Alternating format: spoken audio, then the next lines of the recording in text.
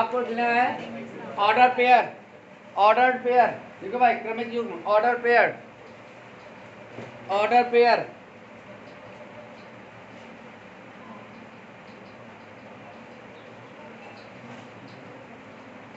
Order pair लिख लिया। देखिएगा ए क्रॉस बी, इसको क्रॉस पढ़ते हैं, ठीक है। ए क्रॉस बी, ए गुणे बी ना बताना, ठीक है। A cross B element is called, A cross B element is called, A cross B element is called order pair. A cross B के अवयव क्रमिक युग्म कहलाते हैं। ए क्रॉस बी के अवयव क्रमिक युग्म कहलाते हैं, ठीक है। ए क्रॉस बी क्यों लिया गया है मालूम है? ए क्रॉस बी इसलिए लिया गया क्योंकि ए हमेशा इसके एलिमेंट पहले आएंगे और बी के एलिमेंट बाद में आएंगे, क्योंकि आप पढ़ रहे हैं क्या क्रमिक युग्म। क्रमिक मतलब जो क्रम से आए, ठीक है। युग्म माने होता है जोड़ा।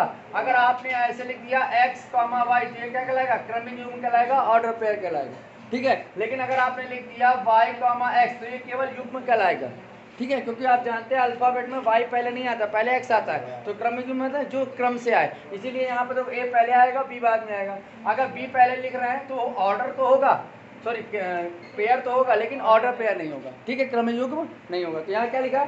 ए क्रॉस बी के अवयव क्या कहलाते हैं? क्रमिक युग्म कहलाते हैं, क्योंकि ए के अवयव पहले आएंगे, बी के बाद में। और ए के अवयव को क्या बोलते हैं? डोमेन। बी के अवयव क्या बोलेंगे? रेंज। और इन दोनों में जो रिलेशन आएगा उनके रिलेशन के अवयव को कोड होगा, ठीक है ना।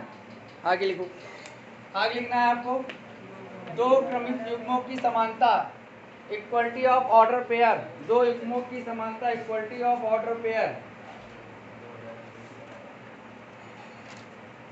दो युग्मों की समानता, equality of order pair.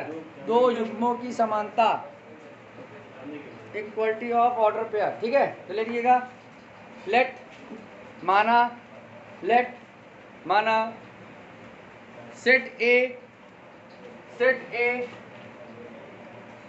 Set A, A comma B, set A element क्या ले लिया? A comma B, and set B, set A comma B, and set B C comma D, non empty set. माना A और B, अवयव लिखे हुए हैं board में, ए और बी आरिक्त समुच्चय हैं। माना ए और बी आरिक्त समुच्चय हैं, नॉन इम्पटी सेट है, ठीक है।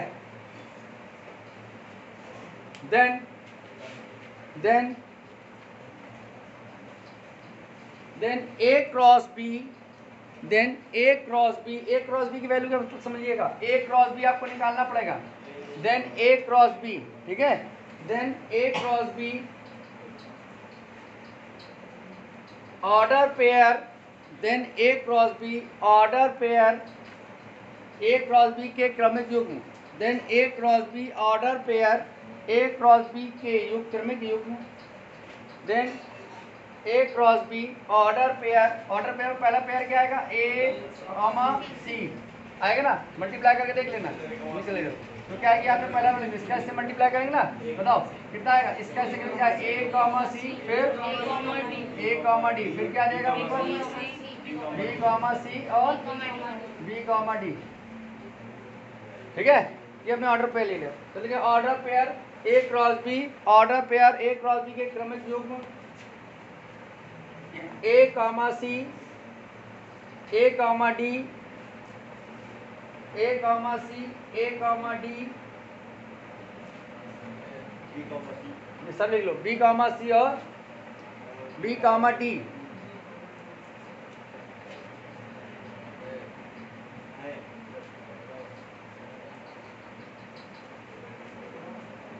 ठीक है। तो इज लिखना, is A is equal to C and B is equal to D, ठीक। ऑर्डर पेयर आपने लिख दिया, क्रमिक युग्म लिख दिया। आगे उस क्रमिक युग्म में ए का वैल्यू किसके बराबर हो और बी की वैल्यू किसके बराबर हो? मतलब पहले वाला एलिमेंट की वैल्यू पहले वाले एलिमेंट की, यानी डोमेन की वैल्यू किसके इक्वल हो? डोमेन के। और रेंज की वैल्यू किसके इक्वल हो? रेंज के। तो ऐसे सेट को हम लोग क्या बोलेंगे? इक्विवेलेंटी। क्या बोलेंगे इसको? इक्विवेलेंटी ऑफ ऑर्डर पेयर, ठीक है। यदि एक यानी पहले वाले एलिमेंट की वैल्यू किसके बराबर हो? पहले वाले के और दूसरे वाले की वैल्यू किसके बराबर हो? ठीक है, देख लो इसको। Then is A is equal to C and B is equal to D। Order pair A cross B के क्रमयुग्म में A बराबर C तथा B बराबर D हो तो, ठीक है, तो A बराबर C और B बराबर D हो तो इसको क्या बोलेंगे हम लोग, दो क्रमयुग्मों की समानता, यानी equivalent of order pair. Then A comma B equal होगा C कामा D से, ठीक है, where imply that A is equal to C and B is equal to D, ये लिख लीजिएगा।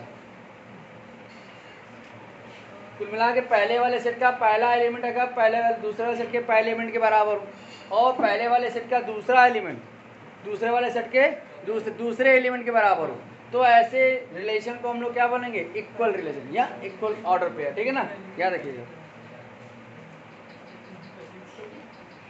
जैसे एग्जांपल में if x comma x plus y comma 1 minus 1 is equal to 3 comma x minus y, find the value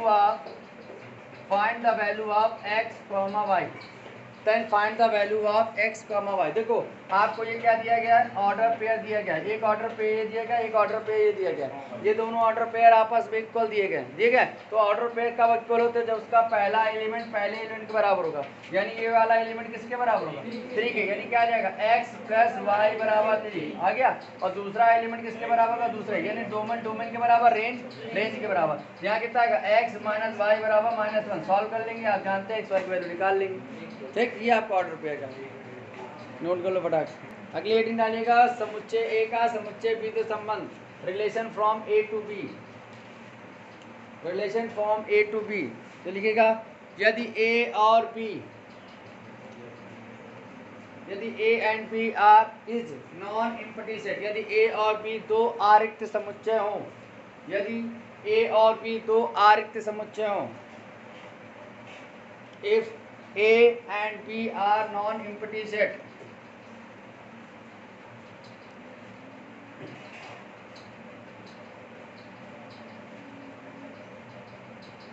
then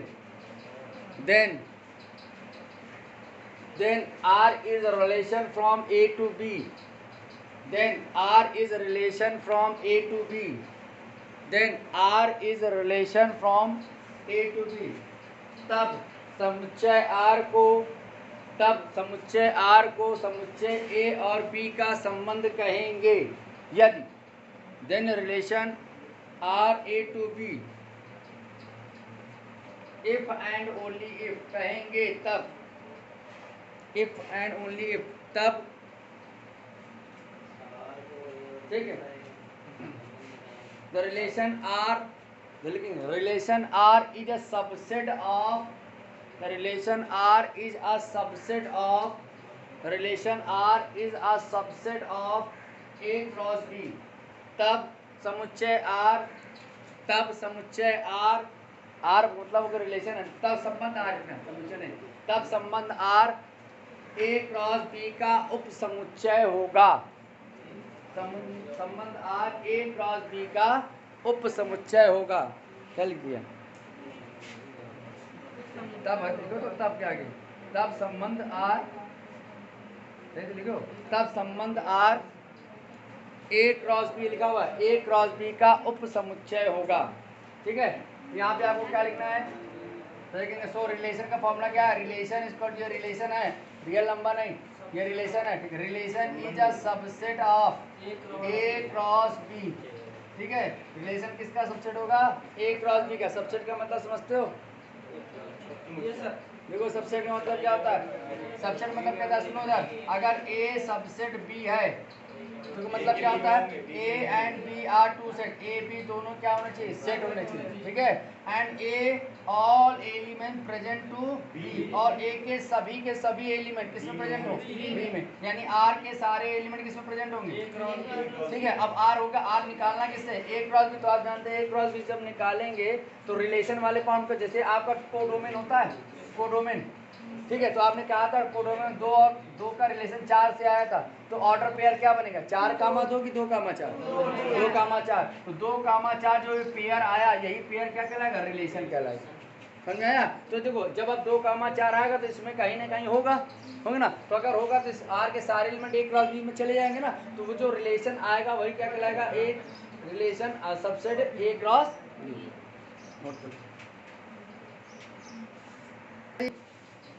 यदि समुच्चय ए के अवयव, यदि समुच्चय ए के अवयवों की संख्या स्मॉल m, यदि समुच्चय ए के अवयवों की संख्या स्मॉल m, यदि समुच्चय ए के अवयवों की संख्या small m, if number of set is small m, if number of elements, if number of element of set A is small m, if number of element of set A is small m, ठीक है, यदि समुच्चय ए की अवयव संख्या क्या मान ली m और समुच्चय बी की अवयव संख्या n, ठीक है, and number of element of set B is n,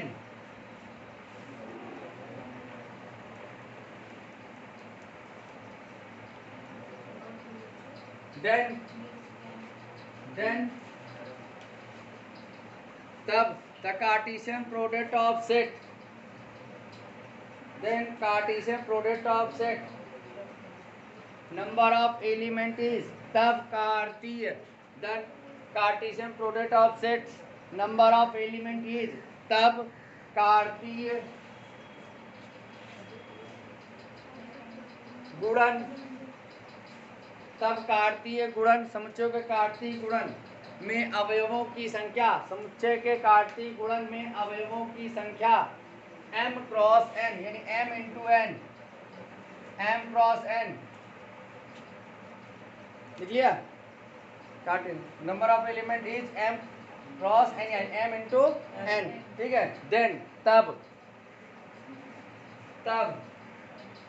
total number of relation, तब total number of relation from A to B,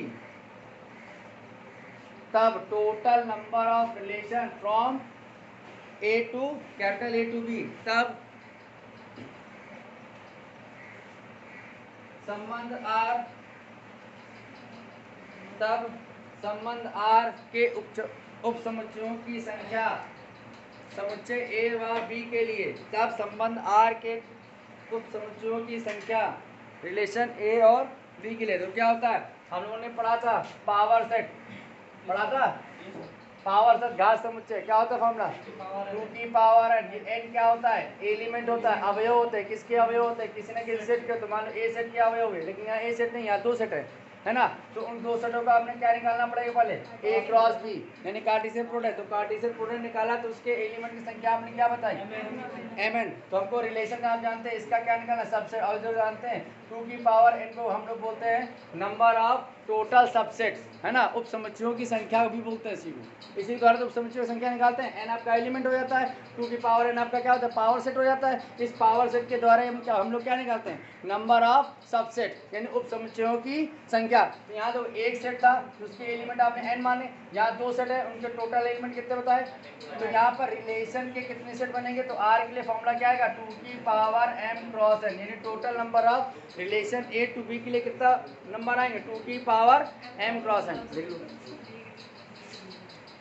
a cross b is क्या लिखा, तो समुच्चय संख्या a और b के लिए कितना होगा 2 की पावर m इंटू n, 2 की पावर m इंटू n होगा।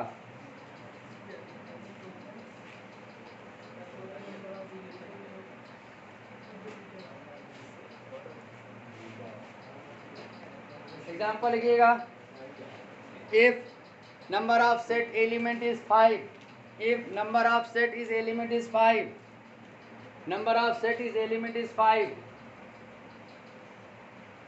समुच्चय ए में अवयवों की संख्या 5 and number of set B is element 3, समुच्चय बी में अवयवों की संख्या 3,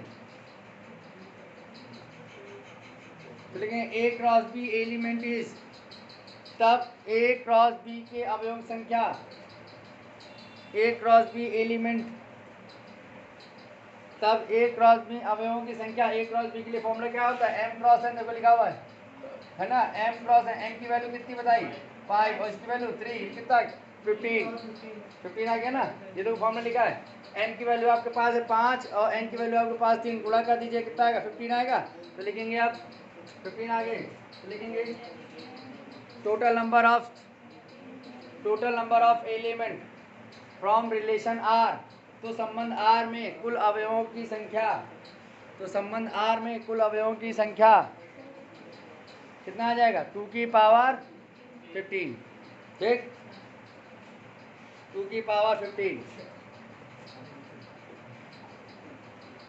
अब लिखेंगे टाइप्स ऑफ रिलेशन, सॉरी ये लिखना है पहले, द्विआधारी या समुच्चय ए में संबंध, binary relation, binary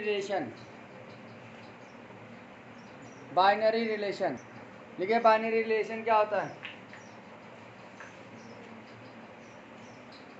if set A is a non empty set, यदि समुच्चय ए आरिक्त समुच्चय हो,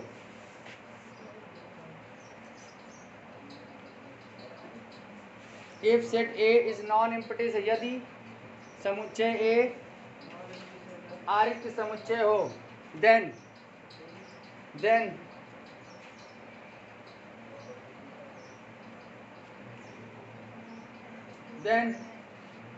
set are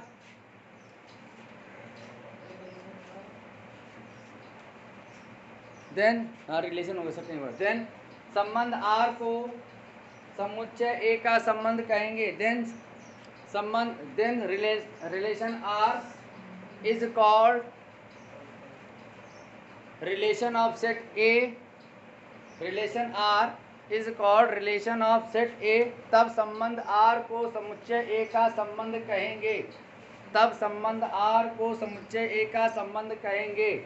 if and only if, यदि और केवल यदि, तब relation R is called relation set A is, if and only if relation R is a subset of A cross A, relation R is a subset of A cross A, जब R संबंध ए cross ए के उप समुच्चय हो, जब संबंध R A cross A का उप समुच्चय हो, जब संबंध आर ए क्रॉस ए का उप समुच्चय हो, ठीक है। संबंध आर